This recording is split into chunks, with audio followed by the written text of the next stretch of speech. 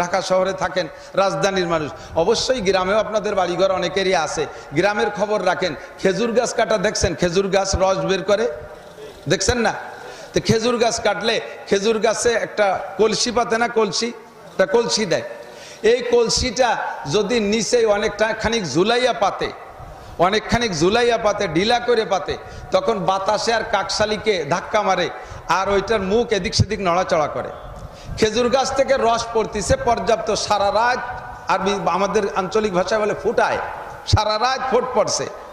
কিন্তু খেজুর গাছ যিনি কাটছেন গাছি, উনি কলসটাকে লুজ করে ঢিলা করে পাতার কারণে বাতাসে দুল খাইছে, তারপরে বাদুর চামচিকায় এসে দুল দেশে, ধাক্কা দেশে, খেজুর গাছের থেকে নালি থেকে যেটা রস পড়ে ওইটা থেকে কলসটা এদিক সেদিক নাড়াচাড়া হওয়ার কারণে রস কিন্তু সম্পূর্ণ ভিতরে যায় না, রস বেশিরভাগই বাইরে পড়ে, ঠিকই না?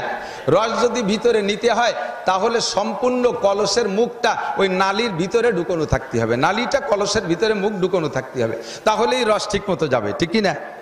তো খেজুর গাছের থেকে যেমন রস ঠিলের মধ্যে পড়ার জন্য টাইট করে কলস পাতা লাগে, বক্তারা একটা খেজুর গাছ, মুখ একটা নালি, কোরআন হাদিসের রস পড়বে, শ্রোতারা ঠিলের মতো, কলসের মতো, এটা যদি টাইট করে পাতা থাকে তাহলে রসটুক ভিতরে পড়বে, নইলে কাকশালিকে ঠেলা ধাক্কা মারবে। কাকশালিকের তো অভাব নাই, মিস্টার ইবলিস ফাঁকে ফাঁকে ঘুরতেছে, আজকে মাহফিল থেকে লাখ লাখ সেলা সামুন্ডা ছাইড়ে দিয়েছে।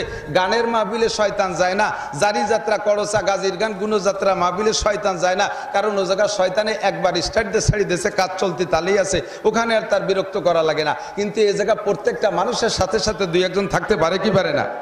আমার আপনার মনটাকে, আমার আপনার এই শ্রোতার কলসটাকে, মুখটা এদিক নেবে ওদিক নেবে, মাঝে মাঝে বলবে চল একটু ফোন করে আসি, চল একটু চা খেয়ে আসি, চানাচুর খেয়ে আসি, এভাবে ঠেলা ধাক্কা দিয়ে রস ভিতরে ঢুকতে দেবে না, যাতে বক্তার মুখের রসটা শ্রোতার ভিতরে পরিপূর্ণ ঢোকে। এই বসার পদ্ধতিটা ওই ভদ্রলোক এসে সামনে বসে শিখিয়ে দিয়েছে, হুজুর আলাইহিস সালামের রানের উপরে হাত দিয়েছে যাতে বক্তা শ্রোতা সরাসরি মুখোমুখি হয়। এইভাবে বসানোর পরে এরপরে লোকটা জিজ্ঞেস করতেছে, চারটে জিজ্ঞাসা, আমি সংক্ষেপে শুধু চারটে জিজ্ঞাসার কথা বলে শেষ করে দেব, তার আগে বলতে চাইছি সেই কথাটা। এক নম্বরের প্রশ্ন হলো, ওই লোকটা এসে জিজ্ঞেস করতেছে, ইয়া মুহাম্মদ আকবিরনি আনিল ঈমান, হে মুহাম্মদ আমাকে ঈমান শিখিয়ে দেন তো, ঈমান কি জিনিস? যেই ভদ্রলোক ঈমান সম্পর্কে জিজ্ঞাসা করতেছেন হুজুরের কাছে, ওই ভদ্রলোক এমনই ব্যক্তি যার কাছ থেকে 1 লক্ষ 2 লক্ষ 2.5 লক্ষ 3 লক্ষ নবী রসুলরা ঈমান শিখেছেন। প্রত্যেক নবী রসুলরা ঈমানের দাওয়াত দিয়েছেন ওই লোকটার কাছ থেকে ঈমান শিখে। তাহলে ওই লোকটা কত বড় আলেম, 104খানা আসমানি কিতাবের হাফেজ, এত বড় শিক্ষিত হইয়া সমস্ত নবী রসুলদের কাছে বার্তা বহন করে নিয়েছেন। এই লোকটা নবী আলাইহিস সালামের কাছে ঈমান জিজ্ঞেস করতেছেন, উনি ঈমান জানে কি জানে না? জিজ্ঞাসা কেন করতেছেন? জিজ্ঞাসাটা জাস্ট এজন্যই করতেছেন যে উম্মত ওখানে যারা বসা আছে তারা যাতে রসুলের কাছে জিজ্ঞাসাটা কিভাবে করতে হয় এই জিজ্ঞাসার পদ্ধতিটা প্রশিক্ষণ দেওয়া।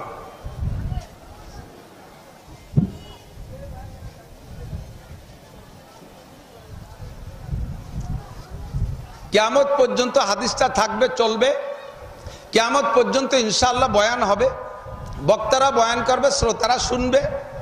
শ্রোতাদের ভিতরে কোনো জিজ্ঞাসার প্রশ্ন আসতে পারে, এই জিজ্ঞাসার প্রশ্নটা কিভাবে বক্তার কাছে করতে হবে তার পদ্ধতি শিক্ষা দেওয়া।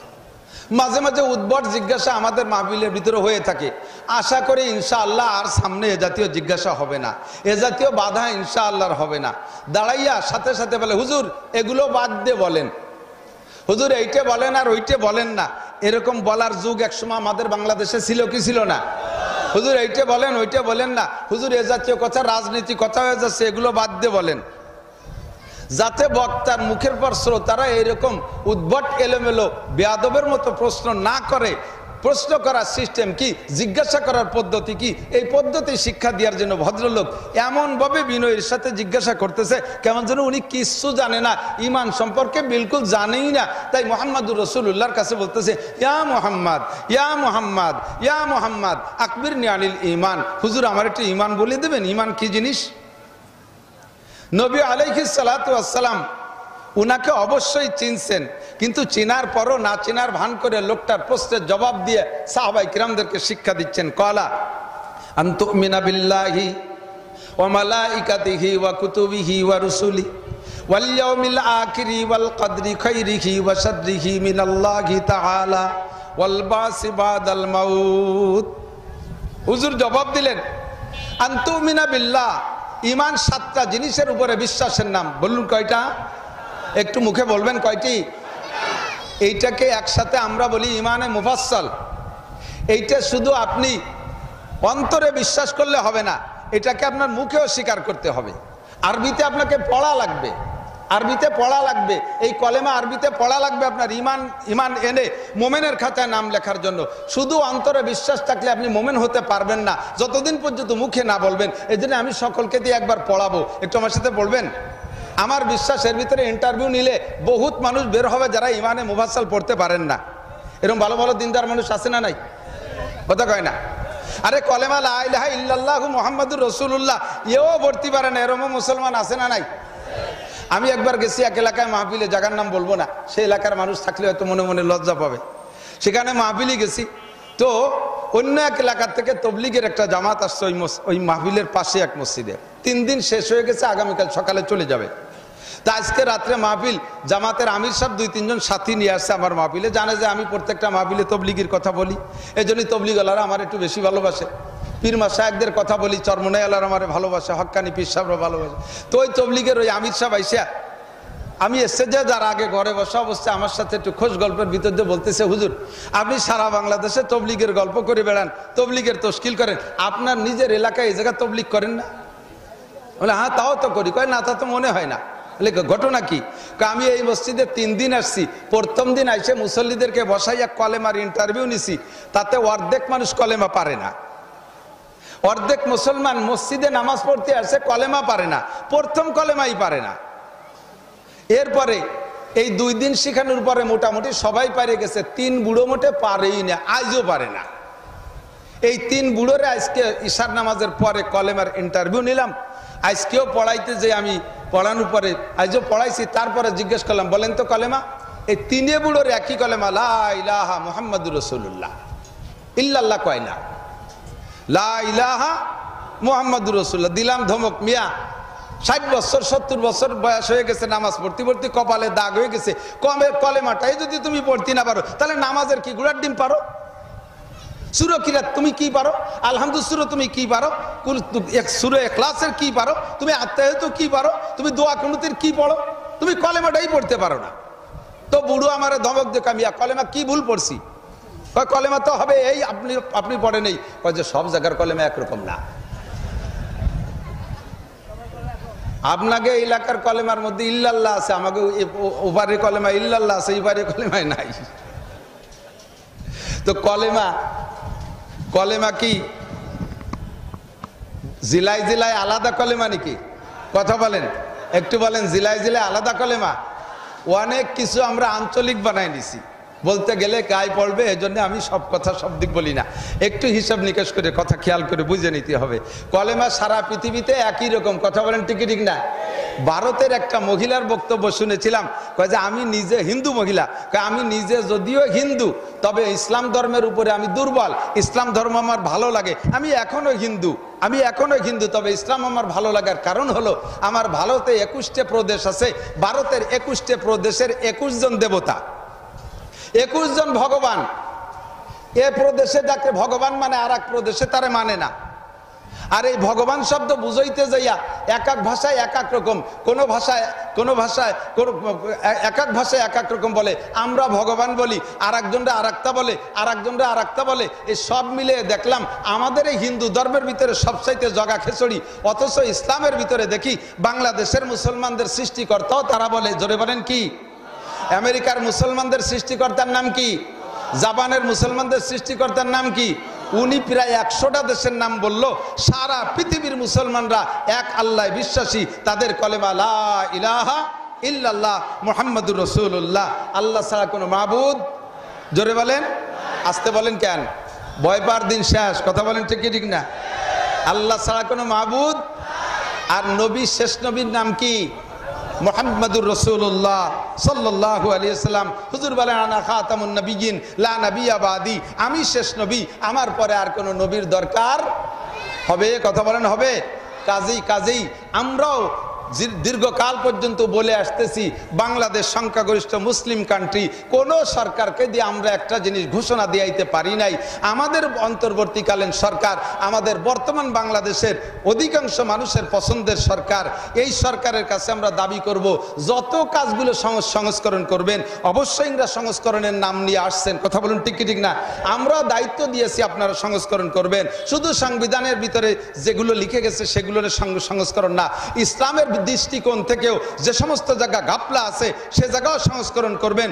বাংলাদেশ থেকে, বাংলাদেশ জাতীয় সংসদ থেকে সংসদীয়ভাবে কাদিয়ানি ফেরকাকে কাফের বলে ঘোষণা দিতে হবে। কাদিয়ানিরা মুসলমান না কাফের? গোলাম আহমদ কাদিয়ানি মুসলমান না কাফের? তাকে যারা কাফের বলবেন না তাদেরও ইমানে ঘাটতি আছে, কথা বলুন ঠিক ঠিক না? আমরা এক বাক্যে স্বীকার করি, লা ইলাহা ইল্লাল্লাহ মুহাম্মাদুর রাসূলুল্লাহ। আমাদের কলেমার মধ্যে কোনো ভেজাল। নবী আলাইহিস সালাতু ওয়াস সালামের অত্যন্ত প্রিয় চাচা খাজা আবু তালেব, এনাকে খাজা বলার কোনো দরকার নেই। আমরা খাজা শব্দ ফার্সি শব্দ, সম্মানী ব্যক্তির জন্য খাজা ব্যবহার, খাজা মঈনুদ্দিন চিশতি, খাজা নিজামুদ্দিন আউলিয়া এভাবে বলি না। তো আবু তালেব কাফের, চির জাহান্নামী, কোনো সন্দেহ নাই, এক সেকেন্ডও জান্নাতে যাবে না। শুধু পায়ে, সারা গায়ে কোথাও আগুন লাগবে না, শুধু পায়ে থাকবে দুইটা আগুনের জুতা পরানো। হুজুর আলাইহিস সালাম বলেছেন।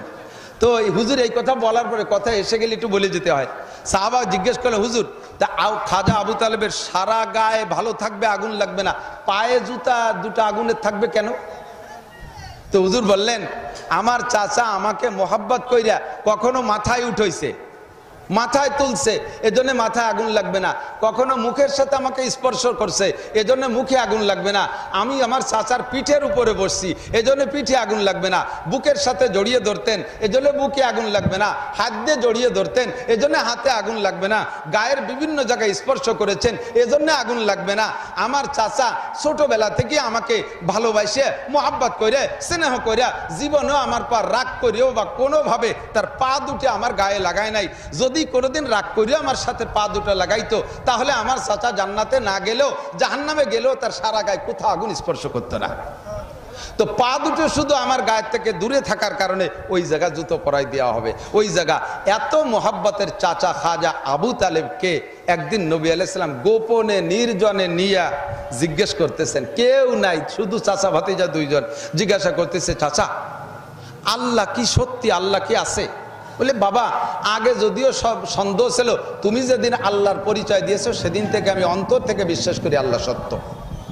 একটু কন্যা সুবহানাল্লাহ। চাচা আমি কি আল্লাহর রসুল, আপনার কি বিশ্বাস হয়? কয়, তুমি যেদিন দাবি করেছো সেই দিন থেকে বিশ্বাস হয়। চাচা আমার কাছে জিবরিল আসে কোরআন নিয়ে, কোরআন কি আপনার বিশ্বাস হয়? কয় 100% সত্য। চাচা আগের নবী রসুলরা অমুক অমুক নবী রসুল ছিলেন, এটা কি বিশ্বাস হয়? কয় বিলকুল কোনো সন্দেহ নাই, আমি তো জানতাম না, তুমি বলছো, বলার পরে পূর্ণ বিশ্বাস। চাচা দুনিয়াটা ধ্বংস হয়ে যাবে, এটা কি বিশ্বাস হয়? কয় যে 100% বিশ্বাস হয়। চাচা যা কিছু ঘটে আল্লাহর পক্ষ থেকে সিদ্ধান্ত অনুযায়ী, এর নাম তকদির, এটা কি বিশ্বাস হয়? কয় কোনো সন্দেহ নাই, আল্লাহর পক্ষ থেকেই হয়। চাচা কিয়ামতে আবার পুনরুত্থান হবে, ময়দানে মাহশারে আমাকে আপনাকে উঠে আল্লাহর সামনে জবাব দিতে হবে, এটা কি বিশ্বাস হয়? কোনো সন্দেহ নাই। তাহলে ইমানের যে 7টা শাখা একটা একটা করে হুজুর জিজ্ঞাসা করেছেন, খাজা আবু তালেব বলছেন বিশ্বাস হয়, তাহলে আবু তালেব মোমেন হয়ে গেছে না? এবার হুজুর বললেন, চাচা এই কথাগুলোকে আপনি লোক সমীক্ষে মানুষের সামনে একটু স্বীকৃতির ভাষায় বলবেন, আমানতু বিল্লাহি ওয়া মালাইকাতিহি ওয়া কুতুবিহি ওয়া রুসুলিহি ওয়াল ইয়াউমিল আখিরি ওয়াল কদরি খাইরিহি ওয়া শাররিহি মিনাল্লাহি তাআলা ওয়াল বাসি বাদাল মাউত। এই কথাটা একটু মানুষের মধ্যে বলবেন, তাতেই আমি পারবো আল্লাহর সাথে যা করার করে উঠতে। খাজা আবু তালেব কয়, চাচা ভাতিজা তোমার সব বিশ্বাস করি, কিন্তু স্বীকৃতি দিতে পারবো না, স্বীকৃতি দিতে পারবো না, এই কলেমাটা পড়তে পারবো না। আমি এজন্য বলছি যে ইমানের যে 7টা শাখা, এই 7টা শাখা আপনারা বিশ্বাস করেন, এবার স্বীকার করেন আল্লাহ আছে সত্যি, নবী মুহাম্মদুর রাসূলুল্লাহ সত্য নবী, আসমানি কিতাব সত্য, ফেরেশতা সত্য, কিয়ামত হবে, ধ্বংস হবে দুনিয়া, ভাগ্যে যা আছে সব বন্টন করে কে? যা কিছু ঘটে সব আল্লাহর পক্ষ থেকে ঘটে, সত্য না মিথ্যা? একে বলে তকদির। বিশ্বাস হয়? এ সরকার চলে গেছে, আর একজন আসবে, এক সব গুটি চালায় কে? গুটি চালায় কে? আর উল্টো পাল্টা করার জন্য আল্লাহর অনেক কিছু লাগে না, একেবারে সহজে সরলে বহুত বহুত বড় বড় কিছু ব্যর্থ হয়ে গেছে, আর সামান্য একটা ধাক্কায় আল্লাহ তাআলা কত বড় উল্টো পাল্টা করে দিয়েছে। এটাই প্রমাণ করে যে তাকদীরের মালিক কে? আল্লাহ। বিশ্বাস হয়? 7 নম্বরে পুনরুত্থান হবে কি হবে না? হাসরের মাঠে উঠতে হবে, আল্লাহর সামনে জবাব দিতে হবে। একথা বিশ্বাস করেন, একথা সবাই বিশ্বাস করেন, কিন্তু একে কলেমা আকারে আপনাকে মুখে স্বীকার না করা পর্যন্ত আপনি মুমিনের খাতায় নাম লেখাইতে পারবেন না। এজন্য আমাকে আপনাকে পড়তে হবে। একটু পড়বো, সবাই একবার পড়ে নেব। জীবনে একবার পড়লেও পড়া ফরজ। বলেন আমানতু বিল্লাহি ওয়া মালাইকাতিহি ওয়া কুতুবিহি, কুতুবিহি না ওয়া কুতুবিহি, তু টানতে পারবেন না, ভালো করে বুঝে কোন ওয়া কুতুবিহি। আজকে যা এসে গেছে তাই বলি, আমি এই শুদ্ধতা নিয়ে অনেক কথা বলি। কুতুবিহি না, বলেন কুতুবিহি। ও রুসুলিহি, রুসুও টানতে পারবে না, ভুল হয়ে যাবে। ও রুসুলিহি, রসুল মানে একজন রসুল, আর রসুল মানে সমস্ত রসুল। ওয়াল ইয়াউমিল আখিরি ওয়াল কদরি খাইরিহি ওয়া শাররিহি মিনাল্লাহি তাআলা ওয়াল বাসি বাদাল মাউত। বাস আপনার নামটা মোমেনের খাতায় লেখা হয়ে গেছে। এই 7টা হলো ঈমান। নবী আলাইহিস সালাতু ওয়াস সালাম ভদ্রলোকের প্রশ্নের জবাব দেওয়ার পরে হযরত ওমর বলতেছেন ফাআজিবনা লাহু, আশ্চর্য হয়ে গেলাম। ইয়াসআলুহু ওয়া ইউসাদ্দিকুহু, লোকটা জিজ্ঞাসা করলো যখন, তখন মনে হয় যেন কিছুই জানে না, আন্তর্জাতিক খ্যাতি সম্পন্ন মূর্খ, না জানে নবীকে জিজ্ঞাসা করেছেন।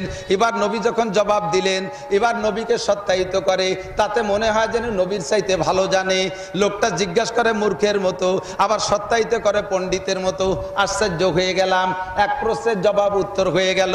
এরপরে লোকটা আবার জিজ্ঞেস করে ইয়া মুহাম্মদ আকবিরনি আনিল ইসলাম, হে মুহাম্মদ আপনি ইসলাম সম্পর্কে বলেন, ইসলাম কি জিনিস, ইসলাম কাকে বলে? ভালো করে খেয়াল করেন, ঈমান আর ইসলাম কয়টা জিনিস? ঈমান আর ইসলাম। ঈমান এক জিনিস, ইসলাম আলাদা জিনিস। ভালো করে বুঝেন, ঈমান হলো বিশ্বাসের নাম। ঈমান কি?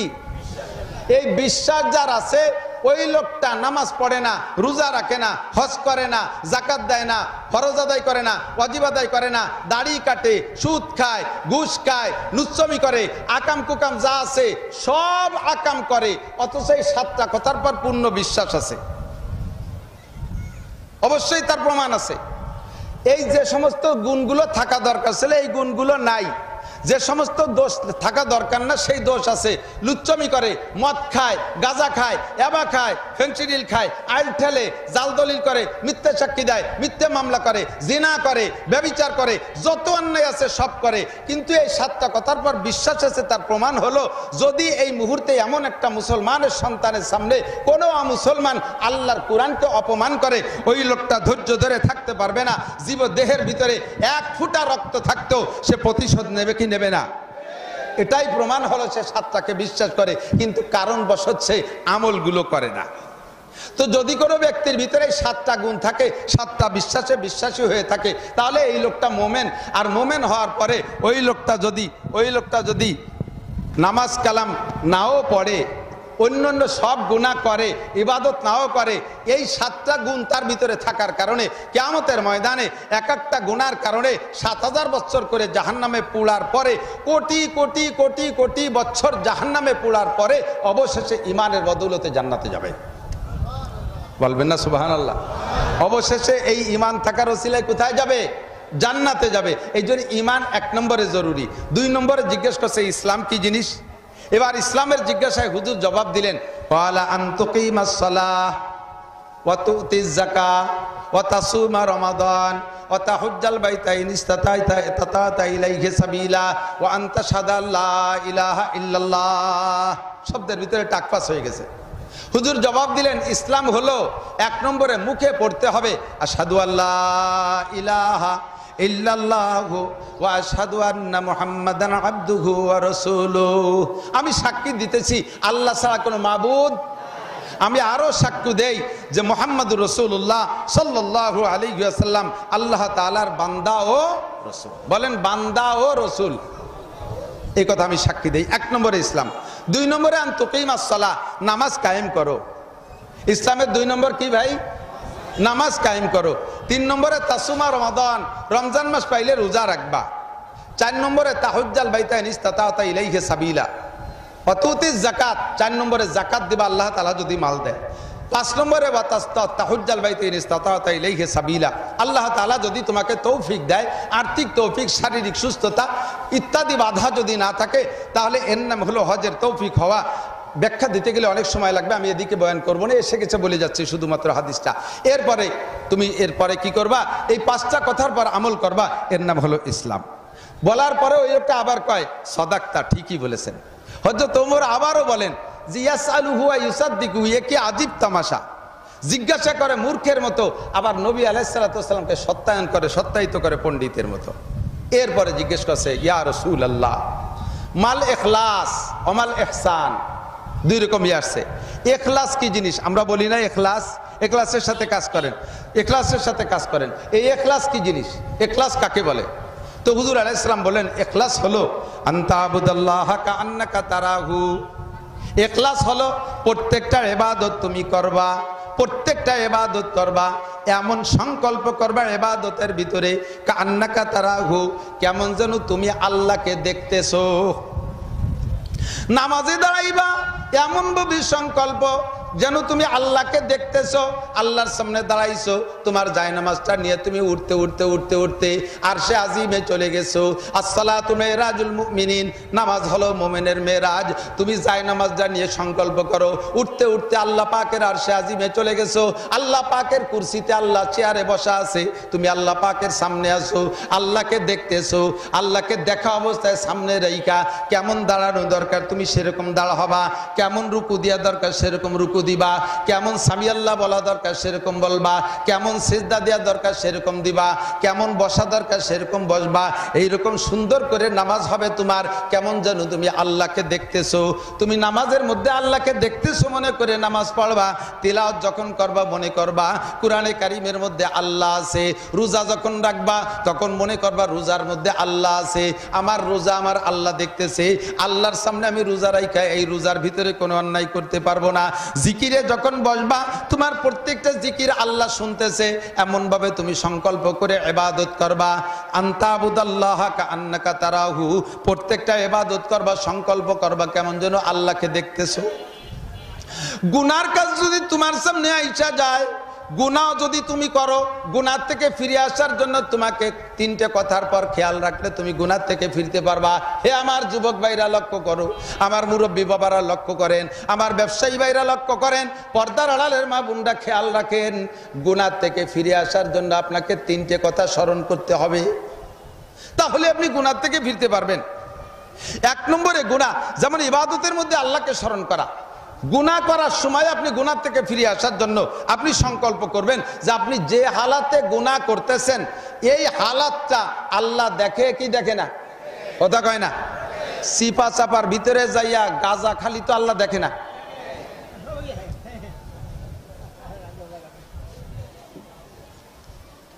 সুন্দরবনের জঙ্গলের ভিতরে যাইয়া প্রেমালাপ করলি তো আল্লাহ একটুও দেখে না।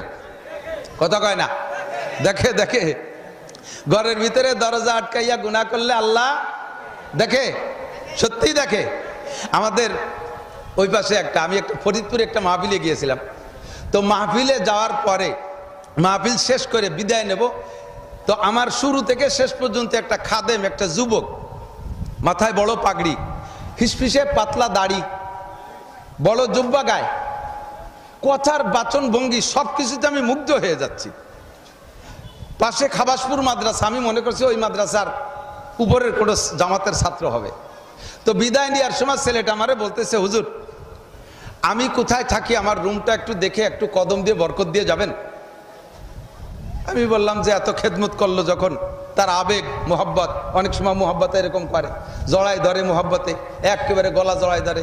আগে একদিন ফেরিতে আসতেছি, সে সময় ফেরি চলতো, ফেরিতে উঠছি, এক যুবক ফেরির ওই মাথাটা আমারে দেখে দৌড়ই চলে আসে, মানুষের ভিতরে মার মার করে আসে, জড়াই ধরিয়ে কয়, হুজুর আমি আপনার কঠিন ফ্যান।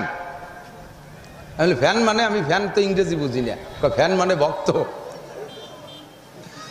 তো গলা জড়াই ধরিয়া মোহাব্বতের ঠেলায় কি কইতে কি কয় টের পায় না, কয় কি হুজুর আমি সারা জীবনে আপনার 2 বার দেখছি, তার আজ এলো প্রথম। সারা জীবনে আমার 2 বার দেখছে, তার আজ এলো প্রথম। আমি সারা জীবনে 2 বার দেখলি তো আজকে প্রথম হলি, বার দ্বিতীয়বার কবে হয়? কয় যে হুজুর খুশিতে ভুলি গেছি, কি কবে তা টের পাই না। কইয়ে খুশিতে ও আমার সে লম্বা ওই পাশে মুখ নিয়ে কাই দিয়ে দেশে না হেসে দেশে, আমি টের পাই না। পরে দেই যে ওর মুখ ভরা ছিল পান, আমার পিঠ ভরে স্প্রে হয়ে গেছে। বহুত মহব্বতের মানুষ, ভালোবাসার মানুষ এমন আছে। যুবক কয় হুজুর আমি আপনার কঠিন ফ্যান। তো তুই এত ফ্যান, তাই চল মসজিদে যাই নামাজ পড়ি আসি। কয় যে হুজুর শুক্রবার হচ্ছে যাবানি, তাই আজকে যাবি না? কয় হুজুর প্যান্ট যা তাই পুড়িয়ে যাওয়ার কায়দা নাই। এই প্যান্ট 7 দিন পরছি, 7 দিন ধুই না, আর ডেলি 5-7 বার পেশাব করি। ওই জায়গা পেশাব পড়তি পড়তি মাখতি মাখতি ইঁদুর মরা গন্ধ হয়ে গেছে। আমারে মসজিদে অন্য মুসল্লিকে কষ্ট দিয়েন না, শুক্রবারে ইনশাল্লাহ নাই দিয়ে গোসল টোসল করি একবারে যান। ভক্ত ফ্যান হুজুর আমার রুমটা একটু চলেন, একটু কদম দিয়ে বরকত দেন। আল্লাহু আকবার। আমি সেখান থেকে শিক্ষা নিয়েছি, আমি ওখানে না গেলে আমার ভিতরে এই শিক্ষাটা বাকি থেকে যেত। একটা কলেজের ছেলেটা বলতেছে হুজুর আমি মাদ্রাসায় পড়ি না, আমি ফরিদপুর রাজেন্দ্র কলেজের ছাত্র। রাজেন্দ্র কলেজের ছাত্র, জীবনে দাড়িতে খুর দেয় নাই, দাড়িতে কেচি লাগায় নাই, মাথায় টুপি পাগড়ি সুন্নতি, গায়ে জুব্বা। তার রুমে আমারে নিয়ে গেছে, রুমে ঢুকে দেখি রুমের ছাদে অনেক জায়গা লেখা, বাংলায় লিখে রাখছে আল্লাহ দেখে। ভিতরে ওয়ালের চতুর্দিক দিয়ে লেখা আল্লাহ দেখে। আমি কই তুমি এ কি করছো? কয় হুজুর আপনার বয়ানের থেকে শুনেছি গুনাহ করার সময় যদি মনে কল্পনা করতে পারি যে আমার এই হালাতটা আল্লাহ দেখে, তাহলে আমাকে তো আল্লাহ দেখে, তা আল্লাহর সামনে আমি কিভাবে গুনাহ করি? তো এইটা মনে এমনি সংকল্প আনা কঠিন হয় বিদায় আমি রুমে থাকি, একাই থাকি। একা এক রুমে থেকে অনেক প্রকারের গুনাহ করা যায়। আমি কলেজের ছাত্র, আমার সাথে অনেকের সম্পর্ক থাকতে পারে, আমি সম্পর্ক গড়তে পারি, এখানে বসে আমি 1000 রঙের গুনাহ করতে পারি। তাই আমি লিখে রাখছি যেদিকে শুয়ে আমি সিলিংয়ের দিকে তাকাবো দেখি আল্লাহ দেখে, আরে শুয়ে গুনাহ করব কি করে, দেখি আল্লাহ দেখে। বসে এদিকে তাকায় গুনাহ করব, দেখি ওয়ালের গায়ে লেখা আল্লাহ দেখে, ওদিকে লিখে রাখছি আল্লাহ দেখে, যেদিকে তাকাই সেদিকে আল্লাহ দেখে। এই কথা আমার তাৎক্ষণিকভাবে ভিতরে হিট করে, কাজে কাজে আমি কোনো প্রকার গুনাহ করতে পারি না। কথা বলতে গেলে এসে যায়। নবী আলাইহিস সালাম বলেন, ও আমার প্রাণপ্রিয় ঢাকার যুবকরা, সাবাতু ইযিল্লুহুমুল্লাহু ফি যিল্লিহি ইয়াওমা লা যিল্লা ইল্লা যিল্লু। আরশে আজিমের নিচে যেদিন হাসরের মাঠে কোনো ছায়া থাকবে না, একটা গাছ, মরা গাছও না যে তার নিচে গিয়ে তুমি মাথা গুজবে, তোমার হাতে কোনো ছাতা থাকবে না, পরনে একটা কাপড় থাকবে না যে পরনের কাপড় মাথা গরম হয়ে গেছে পরনেরটা খুলে মাথায় দেই, এমন একটা কঠিন পরিস্থিতিতে এই মুহূর্তে তোমার ছায়ার কোনো ব্যবস্থা থাকবে না। পায়ের নিচে জমিনটা হয়ে যাবে পুরা তামার মতো লাল। মাথার মাত্র আল্লাহর কসম, বিশ্বাস হয় কি হয় না? এ নবী বলেছেন বিশ্বাস হয়? অন্তর থেকে বলেন তো বিশ্বাস হয়? মুখে মুখে বলেন না, একটু অন্তর থেকে বলেন বিশ্বাস হয়? হাসরের মাঠ কি এরকম হবে? পুরা তামার মতো লাল হবে? আরে পুরা তামা, পুরা লোহা অরিজিনাল আগুনের চাইতে বিপজ্জনক। কথা বোঝেন নাই? পুরা লোহা, পুরা তামা অরিজিনাল আগুনের চাইতে বিপজ্জনক। আপনি মোমের আগুন জ্বালান, আলগা আগে বলতো আমাদের এলাকায় বলতো কুপি, মনে আছে নাকি? ভিতরে পাইপের ভিতরে ফিতে দিয়ে আগুন জ্বালাইতো, শীষবে উঠে যেত না? এই আগুনের ভিতরে আপনি দ্রুত হাত টেনে নেন, দেখবেন হাতের একটা লোমও পড়ে নাই। ঠিক ঠিক না? কর্মকারের দোকানের পুড়া লোহা দেখছেন নাকি? কামারের দোকানের লোহা পুড়ে লাল হয়ে গেছে, যখন ওই লোহার গায়ে আপনি যত তাড়াতাড়ি হাত মারিয়ে উঠান, খালি হাতে আসতে পারবেন না, হাতে থেকে কিছু লোহার সাথে থেকেই যাবে। তো অরিজিনাল আগুনের ভিতরে হাত টেনে নেছেন, একটা লোমও পড়তে সুযোগ পায় নাই। আর পুরা লোহা, পুরা তামার গায়ে হাত মারলে হাতের চামড়া থেকেই যাবে, আপনি সুস্থভাবে আসতে পারবেন না। এটাই হলো প্রমাণ যে পুরা তামা, পুরা লোহা আসল আগুনের চাইতে কঠিন। জাহান্নামের আগুনের চাইতে হাসরের মাঠটা বেশি ভয়াবহ হবে। ওই জায়গা মানুষ ছটফট করতে তালে থাকবে, চিৎকার করে বলবে রব্বানা আখরিজনা মিনহা ফাইন শিতা আদখিলনাল জান্নাহ ওয়া ইন শিতা আদখিলনান নার। ওগো রব্বুল আলামিন, এই জায়গায় সহ্য করতে পারছি না, তোমার মনে চাইলে জান্নাতে দাও, মনে চাইলে জাহান্নামে দাও, যেদিকে ফয়সালা একটা তাড়াতাড়ি করো। এই জায়গা থাকতে পারতেছি না, সহ্য করতে পারতেছি না, পিপাসায় বুক ফাইটে আসবে, পিপাসার নিবারণের কোনো ব্যবস্থা থাকবে না, পানি থাকবে না, চিৎকার করবেন। ওই দিন হাসরের মাঠে আর কোনো ছায়া নেই, একমাত্র আল্লাহ পাকের আরশে আজিমের ছায়া ছাড়া। আর ওই ছায়ার নিচে যেই জায়গা পাবে সেই শান্তি পাবে, সেই জান্নাতি। তো লম্বা হাদিস সেদিকে আমি যাব না, সংক্ষিপ্ত কথা ওর মধ্যে থেকে একটা অংশ আমি নিয়ে আসতে চাই। এই আরশে আজিমের নিচে ছায়া পাবে, নবী আলাইহিস সালামের কাছ থেকে হাউজে কাউসার পান করবে 7 গুণের মানুষের ভিতরে 2 নম্বর হলো শাবুন নাশা ফি ইবাদাতিল্লাহ, যে যুবক তার যৌবনকালটা ইবাদতের মধ্যে কাটাইল।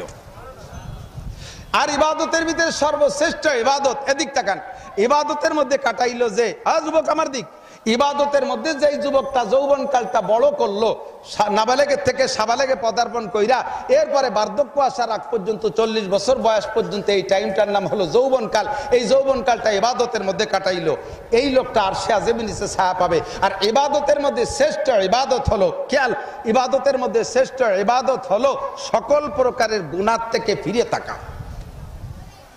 বুঝেন নাই কথা?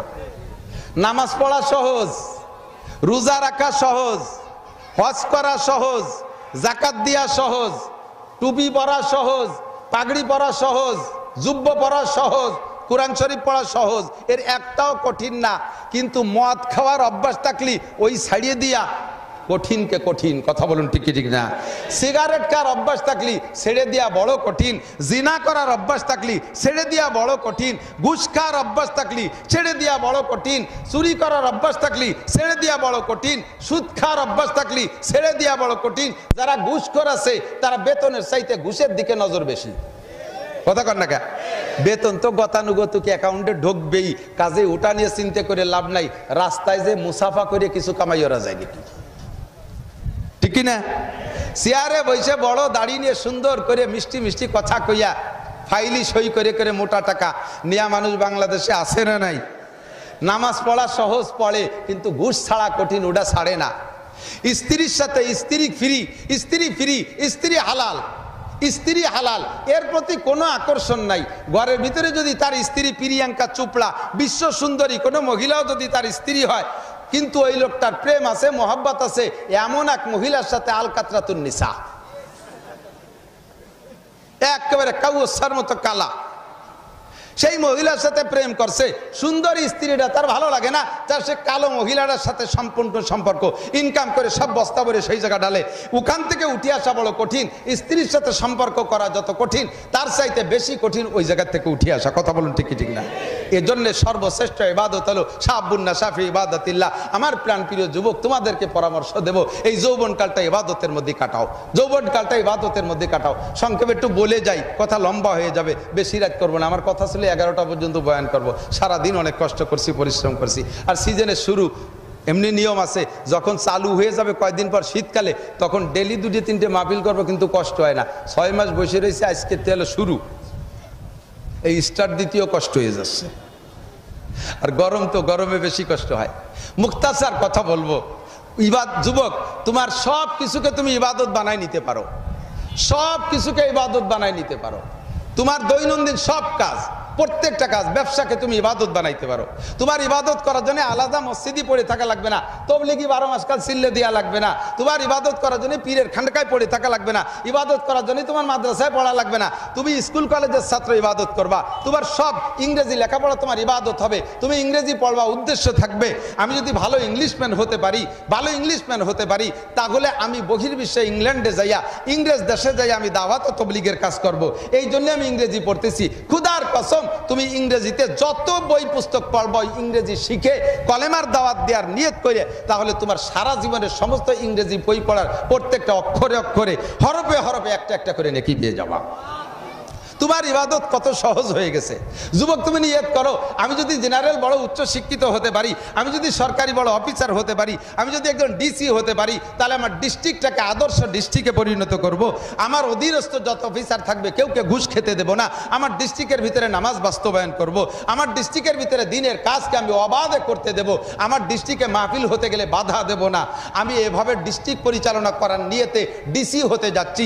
এই উপলক্ষে জেনারেল যত বই পুস্তক পড়বা, খুদার কসম সমস্ত পড়ালেখা তোমার নেকিতে পরিণত হয়ে যাবে। সহজ হয়ে গেছে না? কথা বলেন।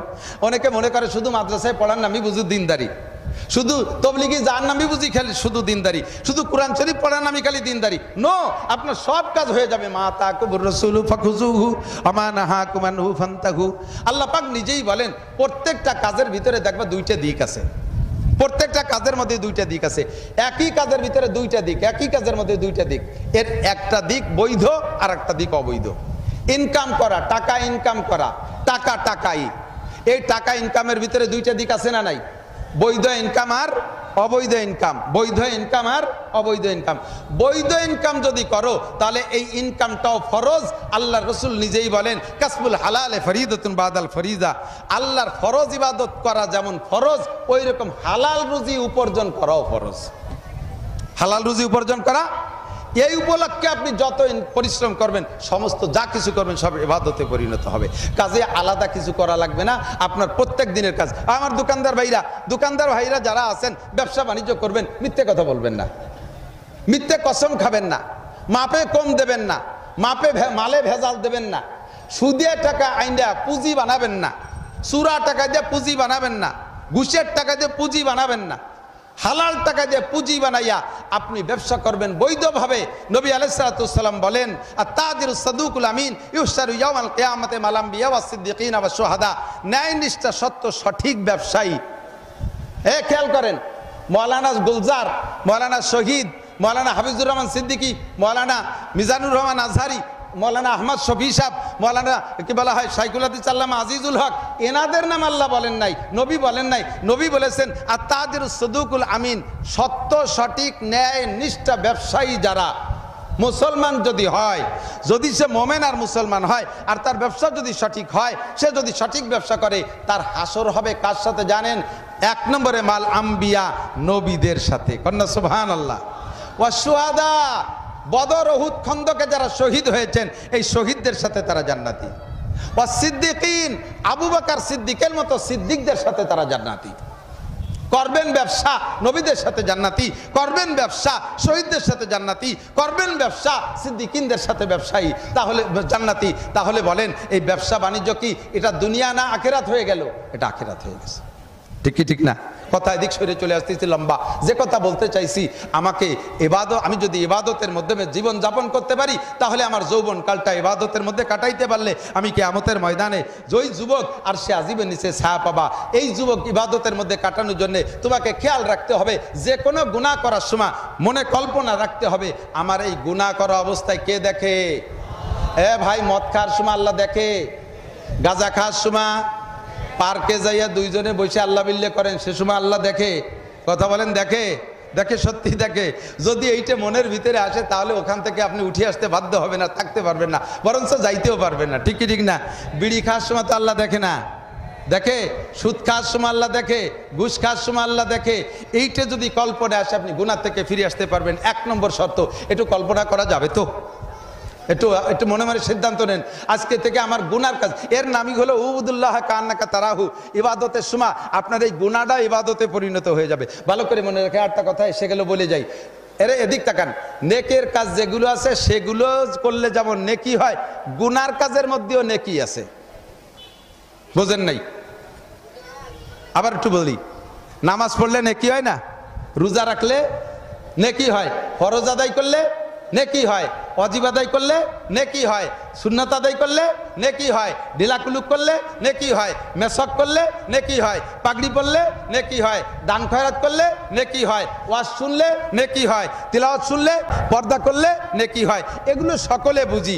বাকি চুরির মধ্যে নেকি আছে, জিনার মধ্যে নেকি আছে, মদের মধ্যে নেকি আছে, সিনেমার মধ্যে নেকি আছে, মোবাইলের মধ্যে নেকি আছে, এই আকামের মধ্যে নেকি আছে। এইটা আমার একটু বুঝতে পারলে ইবাদত করতে আরো সহজ হবে। সেটা হলো আপনি সিনেমা দেখবেন বলে টিকিট কাটছেন, একেবারে গেটের মধ্যে ঢুকে গেছেন, ওই জায়গাতে মনে পড়ছে ওরে কপাল, মৌলানা নাসির সাহেব বলছিল যে এই সিনেমা দেখা অবস্থায় এই দেখার হালাতটা আল্লাহ দেখতেছেন, এই হালাতটা আল্লাহ দেখতেছে, এই হালাতটা আল্লাহ দেখতেছে, তাহলে আমি 3 ঘন্টা বসে আল্লাহর সামনে বসে ল্যাংটা ছবি দেখবো, এটা আদৌ সম্ভব না। টিকিটটা টান দিয়ে ছিঁড়ে ফেলাই দিয়ে ফিরে চলে আসছেন। 3 ঘন্টা সিনেমা দেখলে যে পরিমাণ গুনাহ হইতো সম পরিমাণ নেকি আল্লাহ তাআলা আপনার আমলনামায় দিয়ে দেবেন।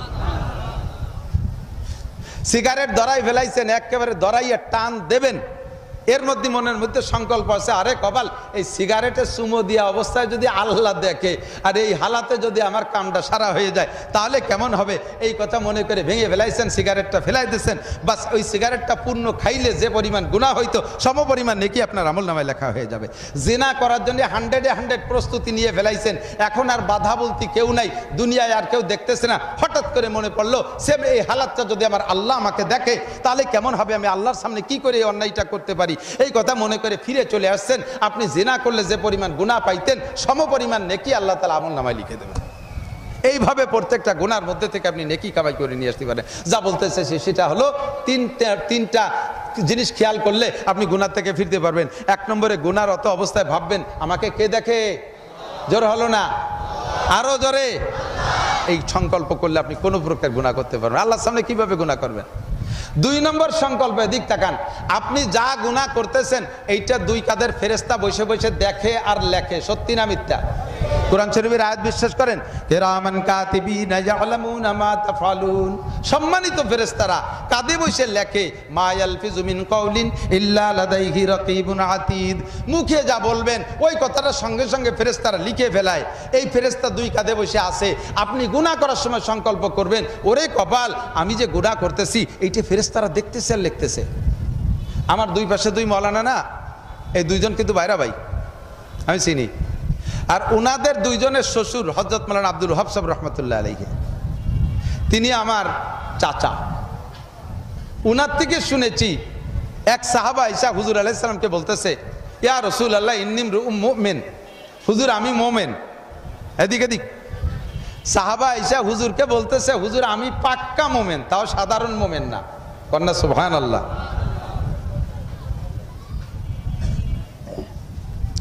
আমিও দাবি করি, মজার ওয়াকিয়া, আমিও দাবি করি আমি পাক্কা মোমেন, কিন্তু মোমেন বাছাই করতে গেলি পারা তারপরে সব বাদ পড়ে যাওয়ানি।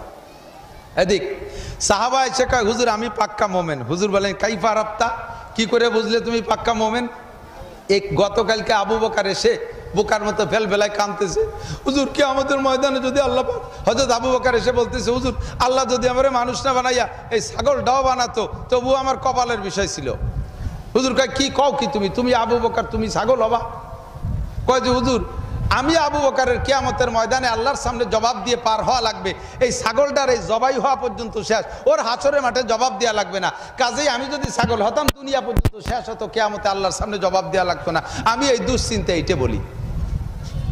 আগে একদিন ওমর এসে কয়, হুজুর কিয়ামতের ময়দানে যদি আল্লাহ তাআলা ঘোষণা দেয় যে সব মানুষ জান্নাতি, একটা মানুষ মাত্র জাহান্নামে যাবে, সম্ভবত সেই লোকটা আমি ওমর। হুজুর আমার ভয় করতেছে, হুজুর আমার বাঁচার উপায় বলে দেন, এই বলে বোকার মতো ফেলায় কাঁদতেছে। আমার বড় বড় সাহাবায়ে কিরাম কেউ এসে নিজেরে পাক্কা মোমেন বলে দাবি করতে পারে না, আর তুমি কও আমি পাক্কা মোমেন, তোমার কাছে দলিল কি? কয় যে হুজুর আমি 3 দিক দিয়ে বুঝছি আমি পাক্কা মোমেন। কয় দিক বলেন তো, কয়টা দিক? 3 দিক দিয়ে আমি বুঝছি আমি পাক্কা মোমেন। বলো কি? 1 নম্বর, আপনি বলেছেন হাসিবু ক্বাবলা আন তুহাসাবু ওয়াজিনু ক্বাবলা আন তুওয়াজানু, তোমরা প্রত্যেকদিন নিজের হিসাবটা নিজের মিলিয়ে নাও, কিয়ামতে আল্লাহর সামনে হিসাব দেওয়ার আগে। আল্লাহর সামনে হিসাব দেওয়া লাগবে কি লাগবে না? কথা কন না কেন? লাগবে। তো ওই হিসাবের আগে প্রত্যেকদিন নিজের হিসাব নিজে মিলাও। তা আমরা জিজ্ঞেস করলাম, মাতা ওয়াহাসিবু ইয়া রাসূলুল্লাহ, আমাদের দৈনন্দিন হিসাব আমরা কিভাবে মিলাবো? হুজুর আপনি বলেছিলেন ইজা আওয়াইতুম ইলা ফিরাশিকুম বাদাল ইশা, যখন তোমার ঈশান নামাজ পড়ে নিজের বিছানায় যে পিঠ লাগাবা, ঘুমানোর চেষ্টা করবা, তখন ডান কাতে শুয়ে এই হাতটা গালের নিচে দিয়ে চক্ষু বন্ধ করে কল্পনা করবা ফজরে ঘুম থেকে উঠে এই বিছানায় আসা পর্যন্ত কতগুলো গুনার কাজ করেছো আর কতগুলো নেকির কাজ করেছো। নেকির কাজগুলো হিসাবে হিসাবে আসার পরে শুকর আদায় করবা, আর গুনার কাজগুলো হিসেবে আসার পরে তার থেকে ইস্তেগফার করবা, তওবা করবা। আর এই হিসাব যদি তুমি ডেলি করো, আর ওই হিসাবের সময় যদি তোমার হিসাবে ধরা পড়ে যে তোমার গুনাহ পৃথিবীতে যত গাছ আছে তার পাতা সংখ্যা পরিমাণ হবে, কাদাদে আওরাকিল আশজার, পৃথিবীর গাছের সংখ্যা পরিমাণ তোমার গুনাহ হিসাবে ধরা পড়ছে, কাদাদি রমালিল আরদ, জমিনে যত বালু আছে এত বালু সংখ্যা পরিমাণ তোমার গুনাহ হিসাবে ধরা পড়ে গেছে, কাদাদি জাবাদিল বাহার, পৃথিবীতে যত পানি আছে পানির কণা, পানিকে উড়াই দিলে কণা হয়, এই কণা সংখ্যা পরিমাণ যদি তোমার গুনাহ হয়, এমনকি 3টে মিলে যত সংখ্যা গুনাহ হয়, যত সংখ্যা হয় এত যদি তোমার দৈনন্দিন হিসেবে গুনাহ ধরা পড়ে, তুমি অন্তর থেকে 3 বার পড়বা, অন্তর থেকে খাস নিয়েতে যে আজকে আমার শেষ ঘুম, এই ঘুমটা আমার শেষ ঘুম। কারণ ঘুমের সময় যে দোয়াটা পড়ি, ওই ঘুমের দোয়াটার তর্জমা জানেন না। ঘুমের দোয়া পড়েন তো সবাই, নাকি কানের মধ্যে মমতাজের খিল দিয়ে ঘুমাই যান? হ্যাঁ, বয়াতি গিয়ে খিল দিয়ে ঘুমান নাকি? শেষটা ওই খিলমিল খুলে ফেলাই দিয়ে আখেরে আপনি দোয়া পড়বেন, আল্লাহুম্মা বিসমিকা আমুতু ওয়া আহইয়া। কি বলছেন জানেন? আল্লাহ তোমার নামে মরিতেছি, আবার তোমার নামে জিন্দা হব। আল্লাহ তোমার নামে মরিতেছি, তুমি আমাকে তো জিন্দা করে দিও। এই অঙ্গীকার করে আমি ঘুমাচ্ছি। আল্লাহ, এই রাত্রের ঘুমটা আমার মরণ হয়ে যেতে পারে, এইটা আমার জীবনের শেষ ঘুম হতে পারে, আর উঠতে নাও পারি। এমন ইতিহাস আপনাদের 2-4টে জানা আছে না নাই, যে রাত্রে ঘুমাইছে সকালে ওঠে নাই? আমার জিন্দেগিতে এমন হয়ে যেতে পারে।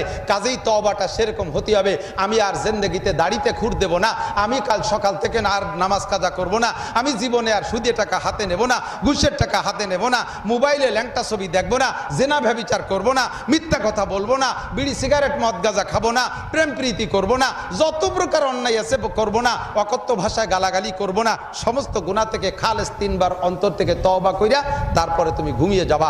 হুজুর আপনি বলেছেন এই হিসাব করতে, যেদিন থেকে আপনি হিসাব করতে বলছেন ওই দিন থেকে আমি হিসাব করি। প্রত্যেক রাত্রে হিসাব করে দেখি, ফজরে ঘুম থেকে উঠে বিছানা আসা পর্যন্ত আমার আমল নামায় একটা গুনাহ ধরা পড়ে না। বলবেন না সুবহানাল্লাহ? আছেন কেউ আজকে সারা জীবন বাদ দেন, শুধু আজকের দিনটার হিসাব করে দেন তো কয়টা গুনাহ করছেন আর কয়টা নেকি করছেন? একটা গুনাহ করি নাই একটা দিন। এরকম একটা দিন আমার জীবনে গেছে কি গেছে না আমি বলতে পারবো না। কতক্ষণ?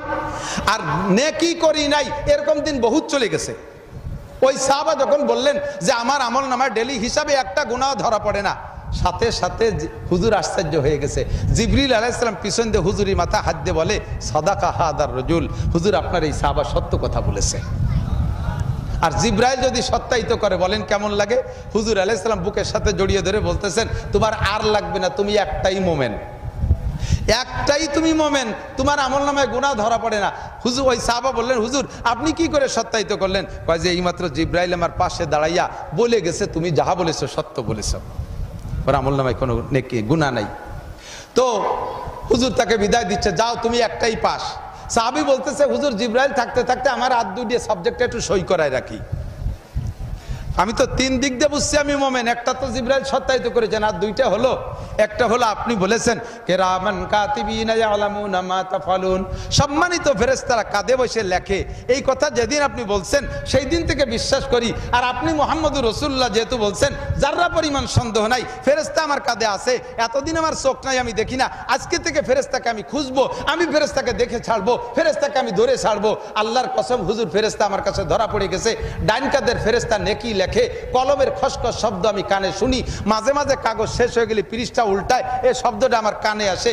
আমি সেই থেকে বাম কাঁধের ফেরেশতার কোনো সারা শব্দ শুনি না। তাতে আমি বুঝছি আমি ইমানদার। সাথে সাথে জিবরাইল কয়, সাদাকা হাদার রাজুল, হুজুর আপনার এই সাহাবা এটাও সত্য কথা বলেছে। কন্যা সুবহানাল্লাহ। ফেরেশতার আওয়াজ শোনে, ডান কাঁধের ফেরেশতা কলম দিয়ে লেখে তা শোনে, আর বাম কাঁধের ফেরেশতার কোনো সারা শব্দ নাই। তাহলে এই লোকটা নিশ্চয়ই মোমেন। কথা কন ঠিক না? হুজুর কয় তোমার আর লাগবে না, তুমি যাও তো, তুমি মোমেন, তুমি তোমার আমি সত্যায়িত করলাম। কয় না হুজুর জিবরাইলে থাকতে কোন আর একটা কথা সই করে রাখি। বলো সেটা কি? কয় হুজুর আপনি বলেছেন ফাসিন্দাল মানাম, রাত্রে যখন বিছানায় ঘুমাবা তখন সব দোয়া কালাম পড়ে শেষ করবা, এরপরে মুখে একটু জিকিরও করবা। আর এইভাবে মুখে জিকির করতে থাকলে তো তোমার ঘুম হবে না। তোমার তো একসময় মুখের জিকির বন্ধ করে তো ঘুমের সিদ্ধান্ত নিতে হবে। যখন তুমি লাস্টে মুখটারে বন্ধ করে ঘুমের সিদ্ধান্ত নিবা, তখন মুখ বন্ধ করে তোমার নিঃশ্বাসের সাথে জিকির জারি করবা। শ্বাস টানতে আল্লাহ, ছাড়তে হু, টানতে আল্লাহ, ছাড়তে হু, শ্বাসের ভিতরে জিকির জারি করো। এরকম ফাস আন ফাস বুজুর্গানের দিনের পরিভাষায় বলে, হুজুর আপনি ফাস আন ফাসের ওজিফা দিয়েছেন, আমি সেই দিন থেকে আমল করি, আমার নিঃশ্বাসের সাথে জিকির জারি করি। ঘুম থেকে উঠে ফজরের সময় দেখি আমার নিঃশ্বাস সেই তরতিব ঠিক রেখেছে, সাথে সাথে আমার জিহ্বায়ও আল্লাহু আল্লাহ আল্লাহু আল্লাহ জিকির করতে তালে আছে। এতে আমি বুঝছি আমি মোমেন। জিব্রাইল আবারও কয়, হুজুর সাদাকা হাদার রজুল, আপনার এই সাহাবার এই কথাটাও সত্য। ও দোস্ত, আমার আপনার কাঁধে ফেরেশতা আছে না নাই? গুনাহ করি কি করি না? তওবা করা দরকার আছে না নাই? তা আমার যদি গুনাহ করার সময় এই সংকল্প আসে যে আমার ফেরেশতা আমার কাঁধে বসে লিখতেছে, ভিডিও করতেছে, কিয়ামতের ময়দানে যদি আমার এই পার্কের এই ছবিটা পেশ করে দেয়, কিয়ামতের ময়দানে যদি আমি পরের দোকানে থেকে মাল লুটে বুটে কেড়ে নিছি এইটা যদি পেশ করে দেয়, তাহলে আমি আল্লাহর সামনে কি জবাব দেব, আমি কিভাবে মুখ দেখাবো? এই সংকল্প যদি মাথার মধ্যে আসে তাহলে অবশ্যই আপনি গুনাহ থেকে ফিরে আসতে পারবেন। কথা বলুন ঠিক কি ঠিক না?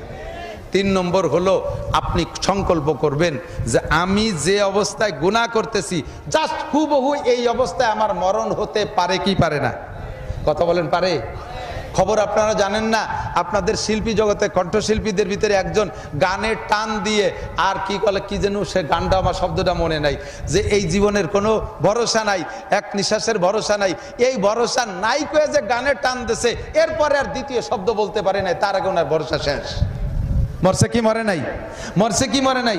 এরকম বহুত জন আছে। আরে ভাই, আমার এই গুনাহ হালাতে যদি আমার মরণটা হয়ে যায় তা কেমন হবে? আমি নামাজরত অবস্থায় মরি, এটা বড় সুন্দর আমার মরণ হবে। আমি জিকিরের সাথে মরি, মরণটা বড় সুন্দর হবে। মসজিদে যে মরি, মরণটা বড় সুন্দর হবে। লাইলাতুল বারাতে মরি, মরণটা বড় সুন্দর হবে। আমি যদি পানিতে পড়ে মরি, এটা বড় সুন্দর হবে। তাই বলে ইচ্ছাকৃতভাবে পানিতে ডুবে মরলে হবে না। আমাদের ওই পাশে এক জায়গার নাম কব না, সেই এলাকার মানুষ থাকতে পারে। ওই এলাকায় একটা ছেলে, একটা যুবক মারা গেছে রমজানের লাইলাতুল কদরে। মুসলমান যুবক, রমজান মাস, সেদিন সে রাত্রে, সেই রমজানের 27-এর রাত ছিল শুক্রবার। তো রমজান মাসে শুক্রবারে, বৃহস্পতিবারে দিবাগত রাত, শুক্রবার এবং 27-এর রাত, যেটাকে আমরা কদরের রাত মনে করি, এই রাত্রে মারা গেছে পানিতে পড়িয়ে। এক ছেলে পানিতে পড়ে মারা গেছে। মা তো কাঁদতেছে, সকালবেলা ছেলেরে পাইছে, রাতের বেলা পানিতে পড়ে মারা গেছে। এখন যে যেমন পারতেছে সে তেমন সান্ত্বনা দিচ্ছে। তো এলাকার হুজুর উনি যাইয়া ওই মাইয়েতের মাকে সান্ত্বনা দিচ্ছে, কাকি কান্দেন না, আপনার ছেলের যে মরণ, এরকম মরণ কয়জনের কপালে আছে? ও তো শহীদ। আমি হাদিসে পড়েছি, এক তো জুমার রাত মারা গেছে, তার কবর আযাব মাপ। 2 নম্বরে রমজানে মারা গেলে মোমেনের কবর আযাব মাপ। 3 নম্বরে পানিতে পড়ে মরলে শহীদ, এটা আমি হাদিসে পড়েছি। 18 প্রকারের মৌতকে শহীদি মরণ বলে, তার ভিতরে পানিতে পড়ে মরা। এবার পানিতে পড়ে মরছে কিভাবে? ওই ছেলেটা ওই যে কি এক প্রকারের নেশা আছে না, যা খাইয়ে গরুর গোস্ত খাতিয়ায়, গরুর গোস্ত না খালি পরে পেটেতে বমি টমি হয়ে খুব অস্থির হয়ে যায়। তো তাই খাইছে, ওই মাল খাইছে। এই মাল খাইয়ে গরুর গোস্ত পর্যাপ্ত পাই নেই, এরপরে গুল্লি লেগে চক্কর দিয়ে পানিতে পড়িয়ে মরছে সবে কদরের রাত্রি। পানিতে পড়িয়ে মরছে বলে হুজুর যে তার মারে সান্ত্বনা দিচ্ছে, আপনার বড় ভাগ্য, কিয়ামতে শহীদের মা হয়ে উঠবেন। ওই মহিলা আমার কাছে ফোনে জিজ্ঞেস করে, হুজুর এই হুজুর কি সত্যি কথা কইছে নাকি? আমি কি শহীদের মা? আমার ছেলে তো এইভাবে মদ খাইয়ে পানিতে পড়িয়ে মরছে। আমি কইলাম, পানিতে পড়ে মরলি যদি শহীদ হয়, তা তো ফেরাউনও তো পানিতে পড়ে মরছে। কথা কন না কে? ফেরাউনও পানিতে পড়ে মরছে। সব মরণ শহীদ না। বাংলাদেশে বহুত শহীদ, বেশ কিছুদিন আগের থেকে দেখি শহীদ হরিপদ। শহীদ হরিপদ শুনছেন না? শহীদ গয়েশ্বর চন্দ্র। আরে শহীদ হওয়ার জন্য মুসলমান শর্ত, শহীদ হওয়ার জন্য মোমেন হওয়া শর্ত, শহীদ হওয়ার জন্য কলেমাওয়ালা শর্ত। অমুসলমান ইসলামের পক্ষে, অমুসলমান ইসলামের পক্ষে যদি কাফেরের মোকাবেলায় লড়াই করে, অমুসলমান মুসলমানদের দলে আইসা কাফেরের মোকাবেলায় লড়াই করছে, সে মরণকাল পর্যন্ত কাফের, অথচ মুসলমানের পক্ষে সে লড়তে লড়তে মারা গেছে ওই ময়দানে, খোদার কসম সেটা শহীদ না, যদিও ইসলামের পক্ষে সে কাজ করে থাকে। কথা বলেন তো দোস্ত, আমার মরণটা যেন শহীদি মরণ হয়। জোরে বলেন আমিন। মরণ কোন মরণ? শহীদি মরণ। ফত অত পাইকারি ধরে দেই। কি বেশ আগে আমরা এক সময় মেলা দিন আগের থেকে কয়েকজনের শহীদ নিয়ে আমরা অনেক কিছু করি। তো ওই কয়েকজন যে বছর মারা গেছে সেই বছর তৎকালীন তৎকালীন আলেমদেরকে ডাইকা বলতেছে, হুজুর আমাকে এই কয়জন কি শহীদ? হুজুররা তো জীবন ভরে দোটানার মধ্যে, এতদিন অস করতে পারি নাই এক দলের চাপে, এখন আবার অস করতে পারি না আর এক দলের চাপে। এতদিন এক দলের কথা শোনা লাগছে, এখন আর এক দলের কথা শোনা লাগে। এই দ্বিমুখী অবস্থানের উপরে আমাদের হুজুররা জীবন ভরে আমরা গলাচিপার মধ্যে থাকি। গলাচিপা মানে বরিশালের গলাচিপা না, সব জায়গা গলাচিপা।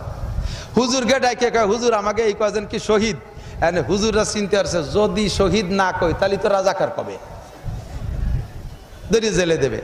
আর যদি শহীদ কই তাহলে এগে আতে বাইসে গেলিও আল্লাহ ধরে জেলে দেবে।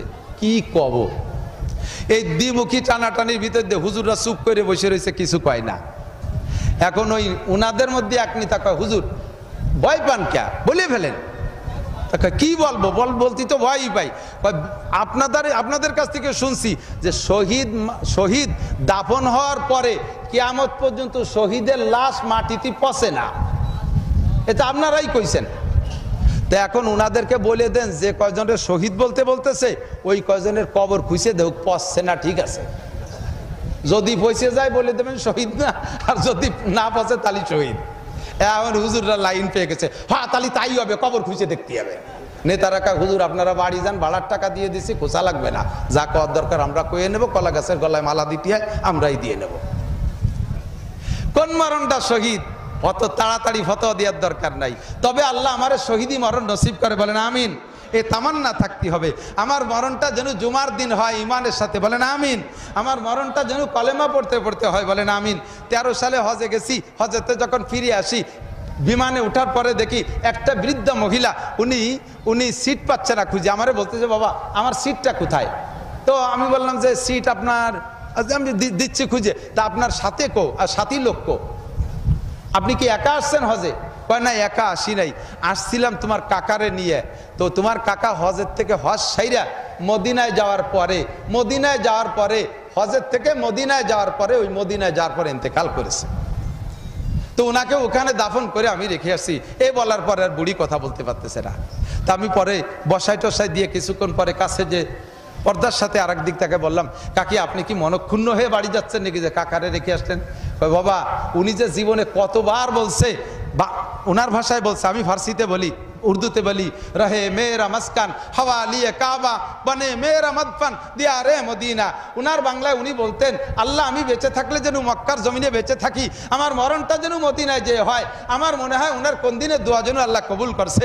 বাবা ওনাকে মদিনায় রেখে আসতে পারছি, আমি বড় তৃপ্তি সহকারে খুশি মনে বাড়িতে যাইতেছি যে আমার স্বামী রসুলের এলাকায় দাফন হয়ে আছে, রসুলের সাথে হয়তো তার সম্মান হবে। আরে ভাই কবরস্থানের একটা ফজিলত আছে, একটু বলে যাই সাথে সাথে। যত বড় দামি কেউ হন না কেন, আলাদা আলাদা বাড়ির পাশে নিজের বাউন্ডারির ভিতরে কবর তামান্না করবেন না। আপনারা গণকবরে কবর নেওয়ার চেষ্টা করবেন, যেখানে হাজারো মানুষের কবরস্থান আছে ওখানে আপনি মাটি দাফন হওয়ার চেষ্টা করবেন। এ কথা ওসিয়াত করে যাবেন যে আমারও বড় কবরস্থানে কবর দিও। কেন? যদি ওই কবরস্থানে কোনো আল্লাহওয়ালা, কোনো আল্লাহর বুজুর্গর দাফন হয়ে থাকে, আর সেই বুজুর্গর কবরে যদি জান্নাতের আলো বাতাস আসে, ওই ওসিলায় কবরস্থানের বাকিরাও শান্তি পেয়ে যেতে পারে। যেমন উদাহরণে বলি, বুঝতে সহজ হবে। আমি এখানে বসে আছি, এই ফ্যানটা শুধুমাত্র আমাকে টার্গেট করেই সেট করছে। দেখবেন আমি নেমে যাব, আর এই সব বড় হুজুর, যত বড় হুজুর থাক নাকি ফ্যান দেবে না, বাদ দেবে, তবু ফ্যান দেবে না। অথবা ফ্যানই বাদ দেন, আমি ফ্যান নাই, কারেন্ট নাই, আমি ওয়াশ করতেছি, ঘেমে যাচ্ছি, একটা ছেলে এসে তাল পাখায় দিয়ে আমারে বাতাস দেয় না অনেক সময়? তো তাল পাখার বাতাসের টার্গেট কিন্তু আমি একা, আমার জন্য এতক্ষণ ছিল না, দুজনে বসা ছিল, বাতাস দেয় নেই। আমি যখন আসছি আমারে বাতাস দেয়, যখন আমাকে বাতাস দেয় তখন আমার বাতাসকে আমি একা পাই না, এনরাও পায়, পাশের দুইজনে পায় না। সেম কোয়ালিটি কবরস্থানে যদি আপনি দাফন হন, ওই কবরস্থানে যদি কোনো ভালো আল্লাহ আলা মানুষের দাফন থাকে, তার কবরে জান্নাতের আলো বাতাস আসে, ওই সুবাদে অন্যান্য মোমেনরা ভাগ পেয়ে যেতে পারে। তা আমি বড় খুশির সাথে যাইতেছি যে বিশ্ব নবীর এলাকায় আমার স্বামীকে রেখে যাচ্ছি। যে কথা বলতে যে লম্বা হয়ে গেছে, যে আমার মরণটা চাবো আমি এমন মরণ যে মরণটা হবে আল্লাহর সন্তুষ্টিজনক মরণ। এজন্য আমি গুনাহ করার সময় খেয়াল করব যে আমি গুনাহটা যে গুনাহ করতেছি এই হালাতে যদি আমার মরণ হয়, জেনা অবস্থায় মরণ হয়, মদ মুখে থাকা অবস্থায় মরণ হয়, গাঁজা অবস্থায় মরণ হয়, সুদের টাকা থাকে অবস্থা হাতে থাকা অবস্থায়, পকেটে থাকা অবস্থায় মরণ হয়, ঘুষের টাকা হাতে থাকা অবস্থায় যদি আমার মরণ হয়, তাহলে মরণটা কত বড় লজ্জাজনক মরণ হবে। আমি কিয়ামতে আল্লাহর সামনে মুখ দেখাবো কি করে? এই জন্য আমি সেখান থেকে ফিরে আসবো। আল্লাহ তাআলা আমাদের সকলকে ফিরে থাকার তৌফিক দান করে, জোরে বলেন আমিন। গুনাহ থেকে ফিরে থাকার তৌফিক দান করে। তাহলে 1 নম্বরে ইসলাম হলো, 1 নম্বরে নামাজ, 2 নম্বরে রোজা, 2 নম্বরে রোজা, কলেমায়ে শাহাদাত 1 নম্বর, 2 নম্বরে নামাজ, 3 নম্বরে রোজা, 4 নম্বরে যাকাত, 4 নম্বরে যাকাত, 5 নম্বরে তৌফিক থাকলে হজ করা। আমরা জীবন ভরে এটা আমাদের নৈতিক দায়িত্ব, এই নামাজ রোজা হজের ওয়াজ করেই বেড়াচ্ছি, কিন্তু সফল হতে পারতেছি না। এখনই আজান দেন, এখনই একটা ওক্ত বানায় আজান দেন, এই নামাজের ওয়াজের পরেই দেখবেন অর্ধেকের বেশি যুবক আটা দেশে গোটাই গাটাইয়া আইছিলাম একটু ওয়াজ শুনতে, তাকে আজান দিয়ে ঝামেলা বাঁধাই দিল। এটা নামাজের একটা গ্যাঞ্জাম বাঁধাই দিছে। ওয়াজ শুনতে মজা লাগে, নামাজে মজা লাগে না। ও দোস্ত, এই জন্য আমি বলবো বিগত সরকার থাকাকালে সরকারের বাড়ির কাছে যাই আমি ওয়াজ করছি, সরকারের আমি পরামর্শ দিছি টিকে থাকার জন্য 3টে কথার পর আমল করেন, আমল 3টে কথার করে নাই, এজন্য টিকতেও পারে নাই। আমি এখনো বলবো যারা ভবিষ্যতে সরকার আসার পরিকল্পনায় আছেন বা বর্তমানে যারা আছেন, আল্লাহর রহমত তারা পাবেন, আল্লাহর খাস রহমত পাবেন। আসমান থেকে রহমত, জমিন থেকে বরকত। আল্লাহ কাল্লা ফাতাহনা আলাইহিম বারাকাতিম মিনাস সামাই ওয়াল আরদ, আসমান আর জমিন থেকে শান্তি আর রহমতের বরকতের দরজা খুলে দেব। আমি মাত্র 3টে দাবি করেছি, 13 দফা না, 9 দফা না, 6 দফা না, 1 দফা না, আমি 3টে দাবি করি। আমার বিশ্বাস গোটা বাংলাদেশের মুসলমান আমার 3 দফার সাথে একমত থাকবে। এই 3 দফা যে সরকার বাস্তবায়ন করবে, আল্লাহর কসম ওই সরকারের উপরে আসমানি রহমত নাজিল হবে, দেশের কোন জনগণ তার বিপক্ষে যাবে না। এই সরকার, যে সরকার এই 3টে দাবি বাস্তবায়ন করবে। 1 নম্বরে জাতীয় সংসদ থেকে নামাজটাকে বিল আকারে পাশ করা হোক। একমত কারা কারা? বোঝেন নাই। নামাজ যদি সরকারি সাংবিধানিকভাবে বিল আকারে পাশ হয়, তাহলে সবাই নামাজ পড়তে বাধ্য। কথা বলেন ঠিক না? আপনারা একমত কারা কারা? আবার একটু হাত দেখান। আরে পাশ না হলেও পাশ হওয়ার নেকিতে আমরা জান্নাতি হয়ে যাবো ইনশাআল্লাহ। 18 কোটি মুসলমান নামাজি হোক, সবাই চান। আমরা ওয়াজ করে পড়াতে পারতেছি না, এ জায়গা যদি একটু শাসন, একটু লাঠি আসে না, তাহলে কিন্তু ওয়াই খুব কাজে। যারা আমার বয়সী বা তার সাথে বেশি বয়সী তারা সাক্ষী দেন। প্রেসিডেন্ট এরশাদ সাহেব যখন মার্শাল ল দিয়েছিল, মুরব্বীকে মনে আছে নাকি? মনে আছে? মার্শাল ল, ইরশাদ সাহেবের মার্শাল ল, সেনাবাহিনীর শাসন। সে মার্শাল লতে কি ছিল যুবকরা জানো না? ওই সময় এই মহিলারা খালি মাথায় বেরোইলে চুলে আলকাতরা মাখায় দিত, আর এই 6 ইঞ্চি ব্লাউজ, প্যাট বাইরানো ব্লাউজ পরে বের হইলে প্যাটে আলকাতরার পালিশ দিয়ে দিত। এই আলকাতরার পালিশ আর চুলে আলকাতরা, এটা হাজার হাজার লাখ লাখ মেয়েরে দেয় নাই। সারা বাংলাদেশ খুঁজলে হয়তো 50টা মেয়েরে হয়তো আলকাতরা মাখাইছে। তাতে বাংলাদেশের সমস্ত মহিলাদের ব্লাউজ রাতারাত লম্বা হয়ে প্রায় পাঞ্জাবি হয়ে যার কায়দা। ওয়াজের সাথে সাথে কিছু লাগে, আমি মাঝে মাঝে বলি, আইসে গেছে একটু কয়ে যায়। বিরক্ত হচ্ছেন আপনারা? বুঝছি, মনে আছে। টাকা লাগবে কয়টা? বুঝছি, টাকা দিয়ে যায়। আমি যত ভালো ওয়াজ করি আপনারা খুশি থাকবেন, যতক্ষণ টাকা কালেকশন না করবে 2 জনের পরানে পানি নাই। আমি কালেকশন পারি না, 1 টাকাও দেবেন না কেউ। বসেন ওয়াজ হবে, বসেন নিরিবিলি ওয়াজ হবে, 1 টাকাও কেউ দেবেন না। এই জীবন ভরে পর্দা রস করি। আমাদের বাড়ির পাশে নদী, মহিলারা নদীতে যে গোসল করে, জায়গায় কাপড় পাল্টাইয়ে বাড়ি আসে। সুবহানাল্লাহ, সুবহানাল্লাহ বলে দিদি কি বুঝা পড়ছে? মহিলারা নদীতে যে গোসল করিয়া ঘাটের থেকে কাপড় পাল্টাইয়া বাড়ি আসে, এটা সুবহানাল্লাহ বন্যা কি বিল্লাহ নাউজুবিল্লাহ। আমি বহু ওয়াজ করছি সে নদীর পাড় দিয়ে, কোনো মহিলারে ঠেকাতে পারি না। গত বছরের আগের বছর দক্ষিণবঙ্গে জলোচ্ছ্বাসের পানি উঠে আইসা আমাদের ছোট ছোট নদীতে পানি ঢুকে গেছে। তা আমার মাদ্রাসার কাছে যে নদী, আমার মাদ্রাসার ছেলেরা ওই নদীতে গোসল করে। ছেলেরা নদীতে সকালবেলা গোসল করতে দেয় যে কুমির 3টে বেশি পড়ছে। কুমির হাজার হাজার মহিলারা নদীতে গোসল, যখন শুনছে কুমির আর এক মহিলাও নদীতে নাই, সব কাপড় চোপড় বেলাইতে দৌড়। জীবন ভরে নদীতে গোসল করার ওয়াজ করলাম, বেপর্দা বিপক্ষে ওয়াজ করলাম, মহিলাদেরকে নদীর ঘাটেতে তাড়াতে পারি না, 3 কুমিরই তাড়াই দিছে। কাজেই আমি বলতে চাই, আমাদের ওয়াজ নামাজ রোজা হজ জাকাত পর্দা প্রসিদ্ধা হালাল হারাম ইত্যাদি নিয়ে জীবন ভরে করি, মানুষকে সাইজ করতে পারতেছি না। এটা একমাত্র সংসদীয় ভাবে যদি বিল আকারে পাস হয়, মুসলমান নামাজি হতে হবে। সাবালেগের পরে কোনো মুসলমান স্কুল কলেজ ইউনিভার্সিটি অফিস আদালত কোনো জায়গায় নামাজের রক্ত বেনামাজি থাকতে পারবে না। সাংবিধানিকভাবে যদি এটা হুকুম করে দেয় তাহলে সকলে নামাজ পড়তে বাধ্য। আর আল্লাহ পাক ওয়াদা করেছেন, তাহলেই তোমাদের উপরে আসমানি রহমত জমিনের বরকত নাজিল হবে। কোন সুবহান।